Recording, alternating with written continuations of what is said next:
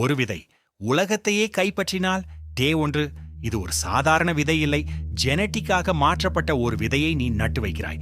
இது கொஞ்சம் வேற லெவலில் பெரியதாக வளரும் போல ஒரு வாரத்திலே அது 10 மீட்டர் உயரமடைகிறது. அதன் வேர் அடுத்த வீட்டுக்காரன் வேலியை நசுக்க ஆரம்பிக்கிறது.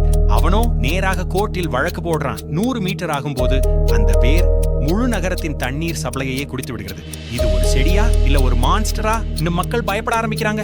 நீ கடனை சமாளிக்க அந்த மரத்துல வரும் பழங்களை விற்க ஆரம்பிக்கிறாய். ஒரு ஆப்பிள் அளவு, டெஸ்லா கார் அளவுக்கு ஒரே ஒரு பழம் ஒரு முழு கிராமத்துக்கு போதும். 1000 மீட்டர் உயரம் அந்த மரம் ஒரு கண்டம் மாதிரி ஆகிவிடுகிறது. டெவலப்பர்ஸும் வந்துட்டாங்க. கிளைகளின் மேல் லக்ஷ்மி ஸ்கை சிட்டி கட்ட ஆரம்பிக்கிறார்கள். 10,000 மீட்டர் இலைகள் சூரியனை மறைக்க ஆரம்பிக்கிறது. 2 நாடுகள் முழுக்க இருட்டாகி விடுகிறது. UN கூட ஒன்னு டார்கெட் பண்ணி கிளைமேட் சாங்ஷன் போடுகிறது.